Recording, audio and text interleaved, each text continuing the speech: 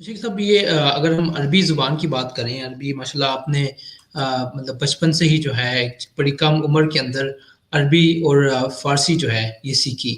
یہ ایک تو آپ ہمیں یہ بتائیں کہ آپ نے اپنے آپ کو کیسے ان لغات سیکھنے کے لیے موٹیویٹ کیا، مطلب کہ وہ ایک مدرسہ آپ کا وہ شروع ہو گیا تھا، اور دوسرا آج کل کے نوجوانوں اور آج کل کے جو لوگ جو عربی سے کافی دور ہو گئے ہیں، ان کے لیے آپ ان کو کیا کہنا چاہیں گے کہ یہ عربی کتنی ضروری ہے اور اس کو کیوں سیکھنا چاہیے؟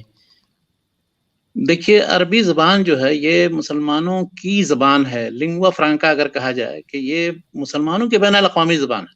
تو کوئی شخص جو اللہ کے دین کو، اسلام کو سمجھنا چاہتا ہے، اللہ کے رسول صلی اللہ علیہ وسلم کی سیرت اور سنت سے واقفیت چاہتا ہے، اس کے لیے ضروری ہے کہ عربی زبان سیکھے، چاہے اس کا کوئی بھی تخصص ہو، کچھ بھی. تو ہر طالب علم کو چاہیے کہ وہ عربی صحیح طریقے سے سیکھے، پڑھنا بھی، لکھنا بھی، اور اگر ماحول میسر ہو تو بولنا بھی.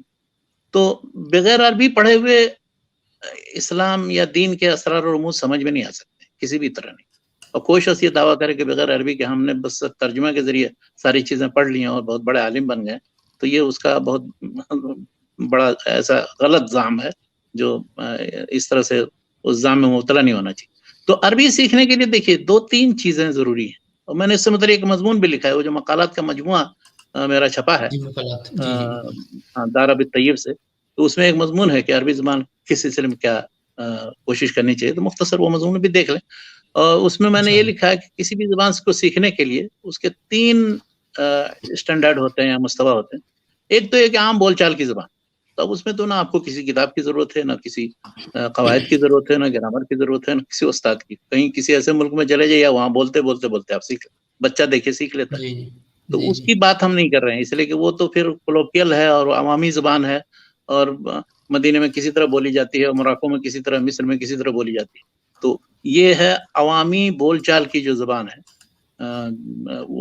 وہ فصیح زبان نہیں. دوسرا مستوی ہوتا ہے کہ کسی بھی زبان کو اس کے فصیح طریقے سے لکھنے بولنے، اس کے جو قواعد ہیں اس کے مطابق استعمال کیا جائے، جس کے مطابق کتابیں لکھی جاتی ہیں، اس کی تحریریں ہیں اور دوسری چیزیں. تو اس کے لیے تھوڑا سیکھنے کی ضرورت. اب اس کے لیے 2 طریقہ ہے. ہمارے یہاں بر صغیر میں جو طریقہ ہے وہ بہت غلط طریقہ رہا ہے. وہ یہ ہے کہ وہ گرامر کی کتابیں پڑھاتے جاتے ہیں، ساری نصاب کی کتابیں بھی عربی میں ہیں، لیکن افسوس کہ 8 سال 7 سال 10 سال گزارنے کے بعد بھی عربی صحیح طریقے سے پڑھنا بھی نہیں آتا ہے، لکھنا بھی نہیں آتا ہے، بولنا بھی نہیں آتا. تو بولنے کے سلسلے میں تو کہہ سکتے ہیں کہ ہم معذور ہیں، چلیے وہ ماحول نہیں ملا، لیکن لکھنے اور پڑھنے اور سمجھنے میں اس میں کیا دشواری تھی؟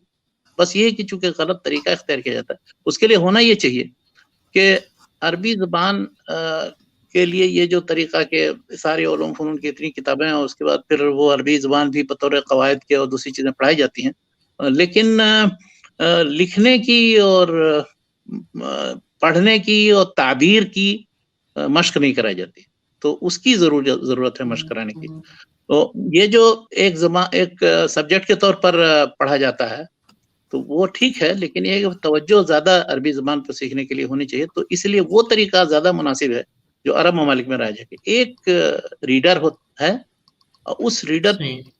پر توجہ دے کر کے، اور اس کی روشنی میں آپ 1 سال 1.5 سال کے اندر، 2 سال کے اندر زیادہ سے زیادہ بہترین طریقے سے عربی سیکھ سکتے ہیں. سارے قواعد کی مشق کر سکتے ہیں، ہر طرح تعبیر کی مشق کر سکتے ہیں، غلط کیا ہے صحیح کیا ہے ان سب چیزوں کو پہچان سکتے ہیں.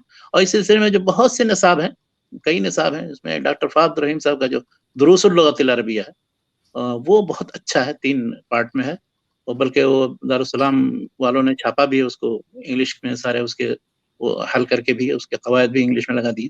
تو وہ بہترین نصاب ہے، اور وہ دنیا میں بہت سی جگہوں پر، افریقہ کے اندر، امریکہ کے اندر اور دوسری جگہوں پر پڑھایا جاتا ہے. تو ایک کتاب نصاب کی مقرر کر کے، چاہے یہ کتاب ہو، یہ میرے نزدیک بہت اچھی اور سب سے اچھی کتاب ہے، اس کے یا کوئی اور دوسرا نصاب وہ پڑھا جائے، اس کی مشق کرائی جائے. فل ان دی بلینکس، قواعد کی مشق ہے، لکھنا ہے، بولنا ہے، کریکشن کرنا ہے. اس طرح سے وہ لکھنے، بولنے، صحیح عربی سمجھنے پر قادر ہو جائے گا انشاءاللہ.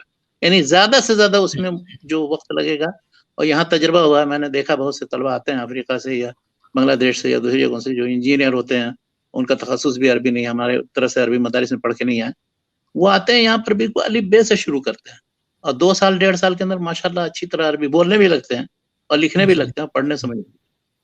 تو یہ طریقہ اگر اختیار کیا جائے کوئی ریڈر مقرر کرنے کا، اس کے بعد پھر لیکن یہ کسی استاد سے پڑھنا پڑے گا اس کو قاعدے سے یا کسی کلاس میں.